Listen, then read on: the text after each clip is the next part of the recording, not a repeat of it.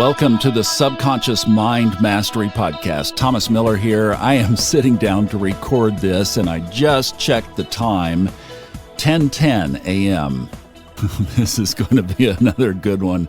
Oh, I've been waiting to share this. I just needed to find the time to come in here and fire up this microphone, and when I could just sit and talk, because this is such a cool moment that occurred here just recently, and put two and two together. And this is kind of from the current events here in 2022 of what we're doing in our lives right now. So to take a step back, a little bit reflective, it was a year ago, so this was August of 2021, spawned from a conversation that I had with one of our podcast listeners, Lynn Schaefer. If you've been in our Facebook group, Subconscious Mind Mastery Podcast listeners, you know Lynn. She's in there quite a bit, helps us keep the good vibes going in there, and also has her coaching business, thebeautifulmindcoach.com. Wonderful program to help you really dig stuff up and out of your subconscious mind. Not only dig it up, change it, shift it, reprogram it. She has some really special tools that she is trained in, certifications, and also has just kind of put her own spin on it as well. It's a wonderful process. Well, we were talking last July, and what was born from that conversation was to have a group get-together. And the purpose or the intention of it was to send love, peace, and healing literally up into the sky for the world to hear and to see. Right after we conceived that, on my Facebook page came Dr. Emoto's water page. Dr. Emoto's been gone for a number of years, but somebody's keeping his Facebook page alive, and here it popped up. Yeah, it just happened to pop up. You know me better than that. And the pop-up was about them doing the Dr. Emoto process of sending love to a glass of water and then putting the molecules of the drop of water under a microscope. It did it remotely. They had done it over distance. So it wasn't just you having your eyes on the water that changed it. It was that you could replicate that and do it over extended space. So we started the meetings the first part of August 2021. Initially, we started it only in the Facebook group, and we were doing it at 8 p.m. on Sunday nights. Well, we still are doing it that way, but now we've also expanded to where it is simulcast on YouTube, and that's over on the Fun Astrology YouTube channel, Fun Astrology Podcast on YouTube, and on the Subconscious Mind Mastery and Fun Astrology Podcast listeners on Facebook. Two places where we are. Sunday nights, 8 o'clock Eastern. So we've been doing this, and the ultimate focus or objective of this was to create love. So what I realized here is for the last year of my life, and I'll tell you what, I do not like kind of talking about this in this context. It is a story. This is a blog of a journey, so this is part of the journey, so please understand this.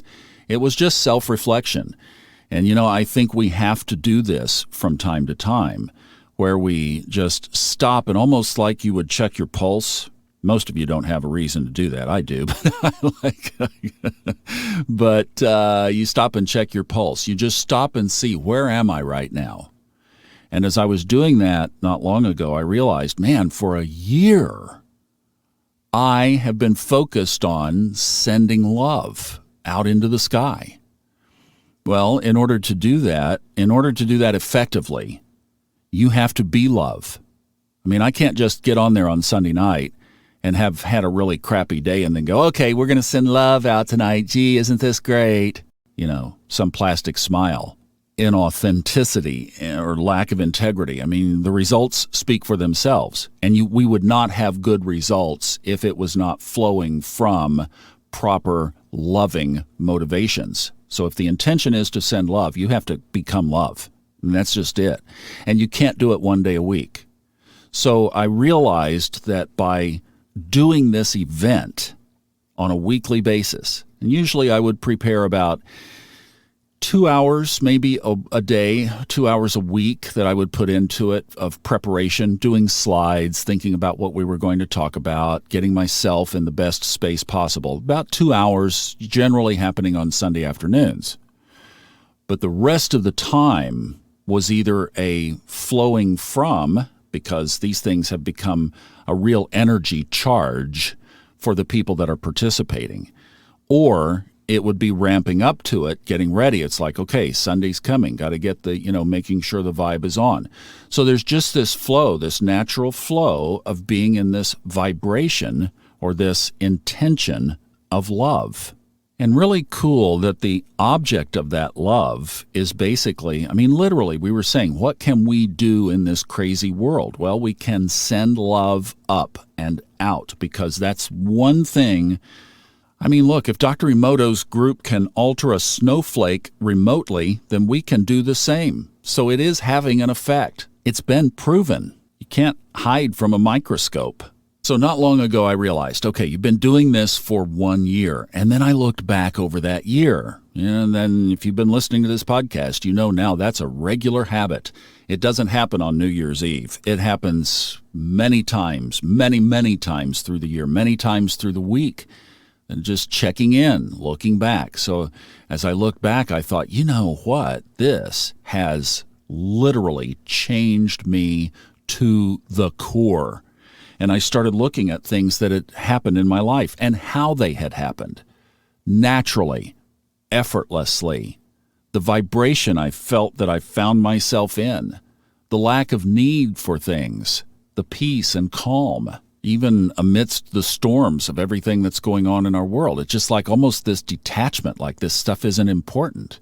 Changing timelines, which is what we're doing. I've got some stuff coming up on that too. And no, we're not abandoning the intuition. I just had to drop this one in. So we have a number of things coming up. But it's seeing things and responding to things and literally being different.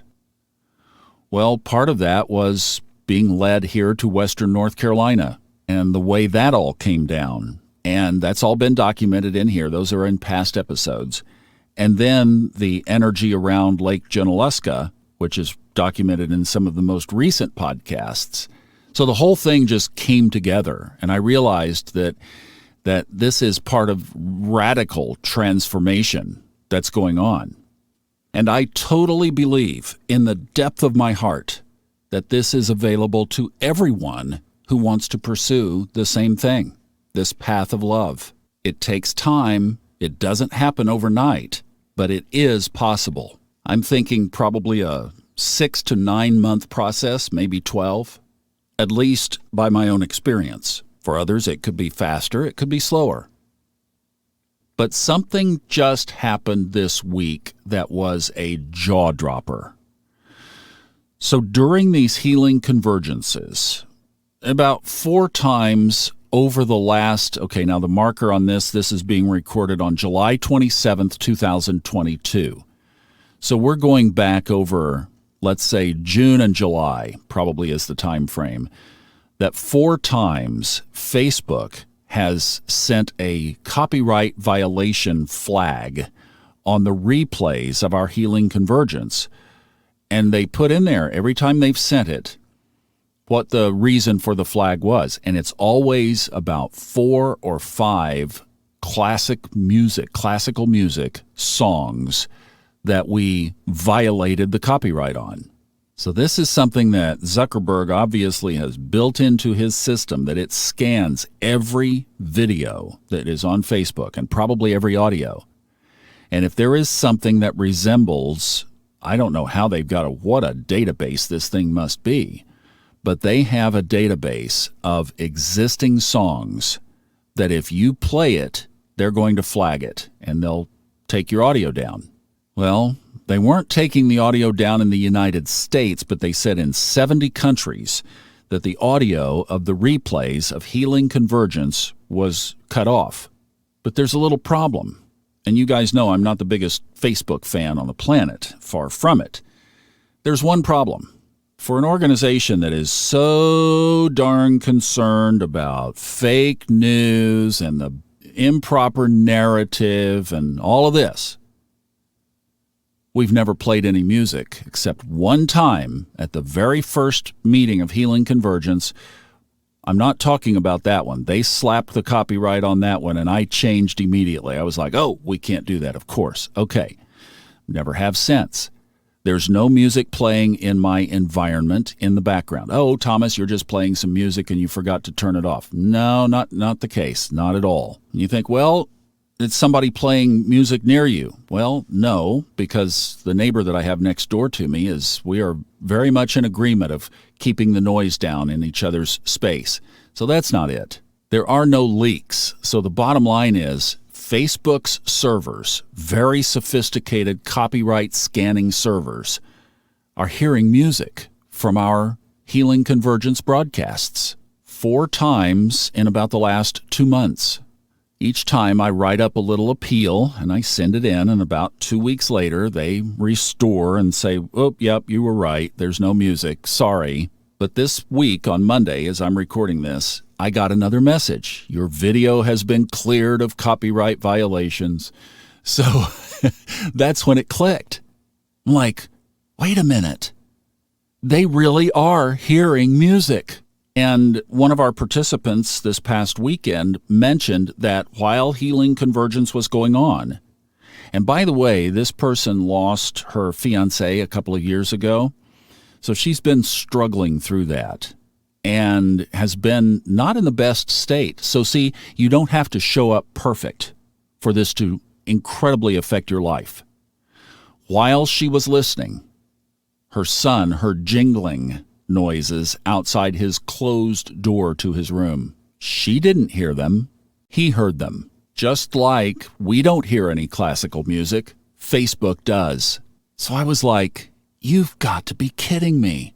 Because in Levels of Energy, Fred mentions that classical music is basically the highest energy form of music there is. Various chants would exceed classical music, but it's way up there. So of course, if music was going to be heard, that's the music that it would be. And at first, I was bucking Facebook's accusations as some kind of accusatorial thing. You know, it's like, oh, you guys are crazy. I didn't respond that way, but I just said, hey, you might want to take a look at, that there's no music playing. And now I realize it's an honor when they say this. And here's another point. They only hear it when it's live. They don't hear it on the replay. And I've had many people say that the replay of the Healing Convergence does not at all match the energy of the live event. So it really is all about us coming together. That's the secret. It can only happen live. Now, let's take this a step further, because something in the sky showed us what's going on here. Very clear. You remember in the Bible the story of the Nativity and the wise men who were Persian Magi astrologers? They still have a Magi society. They are astrologers. You know what they supposedly said? We saw a special star in the sky. We came here to check it out. In January of 2020, the planets Saturn and then Pluto behind it were in an exact line in the sky. It's called a conjunction. We talked about it here and on Fun Astrology many, many times. That historically has always initiated an epic shift in human consciousness. The pattern is that things that were before, that had matured over a very natural 250-year cycle, was time for change. And the old guard had to be taken down. Well, about 3 weeks after that conjunction, we all were saying a new word in our vocabulary. It began with a C, and you know the rest. And it had quite a ripple effect in its wake. So we are moving toward an obvious new timeline. I've been seeing some stuff lately, and Dolores Cannon actually popularized this, that there are going to be 2 timelines. So think about a split in our reality. This is mind-boggling. But Mr. Dodson wrote about this in 2006 in Parallel Universes of Self. That man has been so way ahead of the times. If you've not read that or listened to that book, It's time. I would get it. It's time, because that's what's happening. We are moving to two timelines. There is going to be an authoritarian, dictatorial timeline. The world is moving in that direction. And somehow there's going to be this higher timeline, one that is, at this point, basically only accessible by love, pure love. But here's the dilemma. Our entire world, not the United States, not Europe, the entire planet is geared to the low timeline. That's from the news media to the politicians to the entertainment industry to social media. The whole package is low timeline energy. And we think that because we have a spiritual practice that we're immune to it. But I'm going to argue that we're not. We are very subject to it. In fact, it comes up when we go to a movie, when we watch a TV show, both now full of violence and murder and killing. We wonder why this happens in our culture. We've been feeding it to ourselves my whole lifetime, 60 years. We hear our friends talking about it. We get on social media, which is basically nothing more than a bully platform. I mean, just put anything controversial up on your Facebook post and sit back and watch the comments come in. You're an idiot. You're a moron. And I'm not going to go into the language else that they use. You know what I'm talking about. And you say that you're immune to the lower timeline? It's everywhere.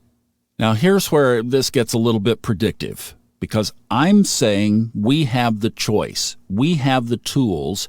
You wouldn't be here if you weren't pursuing a higher timeline existence. The problem is, how do we exist in a culture that is constantly trying to pull us away from that? And let's bring it right home. It could be our friends. It could be from our family, our close family. It could also be from our partner. The people, the very closest to us, may not be supporting us on this journey, may no longer be living the same timeline that we want to live. And that creates a real dilemma. Here's a little analogy. Let's say you go to the doctor. You've had a little unusual pain on your back left side.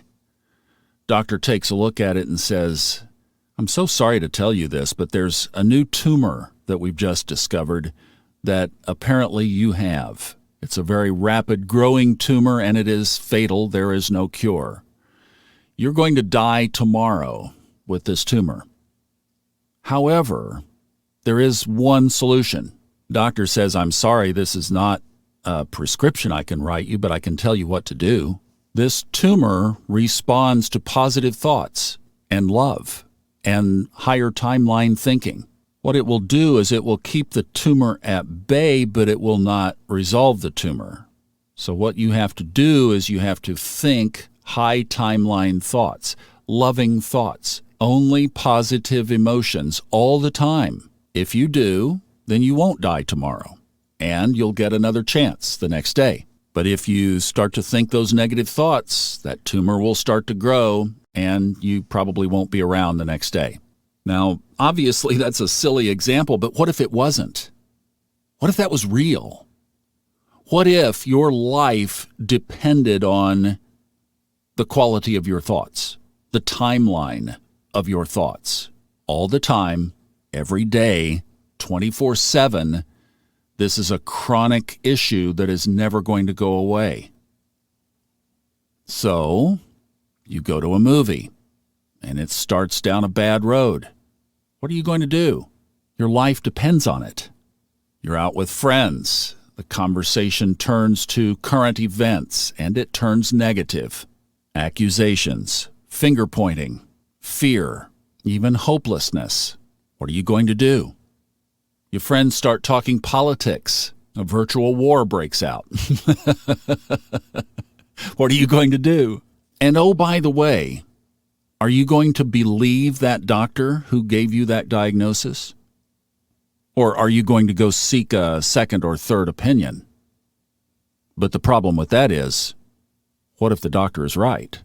If you don't implement his solution and you go looking for another opinion, by the time you get it, you find out, dang, that doctor was right.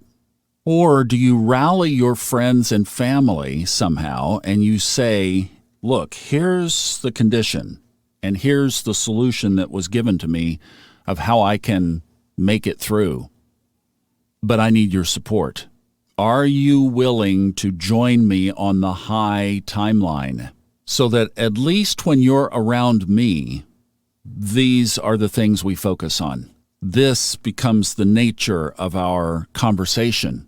And here is where we clearly don't go. In other words, boundaries. I think that's going to become more important for us, especially in those close-in relationships where we don't have a choice. We're going to have to use boundaries. Look, this is the line that I am not willing or able to cross. If we cross that line, even for a little bit, we lose the timeline. We're back in the low-energy timeline, and we have to crawl back out again. That won't get us there, folks. No more is this a dabbling around or a trying it on. This is who's going to make it to the promised land or who isn't. And it's how we can start to impact and influence our culture. Because, fortunately, obviously, we don't have a disease that's going to take us off the planet tomorrow if we stumble and fall. Thank goodness we have the grace for that.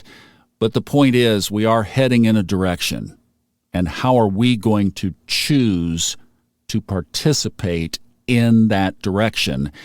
And the other big question is, how firm are we going to be in that resolve? And I know what a lot of you might be thinking at this point. Yeah, but my job is so toxic, and I have to pay my bills. What do I do? Or my marriage is so toxic, but we have to get the kids up and out. But I will never be able to get him or her on board with me. And yeah, I'm stuck with it, and it is oppressive. And this is where I think it's a dance. We do what we can. We don't quit loving others. We don't quit loving our family. You know, if we can make changes, we make changes, and if we can't, we can't. But we come back to our own resolve, knowing that, for me, I'm going to be thinking of it as though my very life depended on it. And then you realize that the very tool that you are practicing is a tool that creates high-energy music inside Facebook's powerful servers. I love that verse in the Old Testament, in the book of Joshua, where he says to his nation, "As for me and my house, we will serve the Lord." One of my dad's favorite verses in the Bible. And I'm thinking of those words now. I'm going to stand for the higher timeline. Will you join me? Thank you for listening. Enjoy the journey.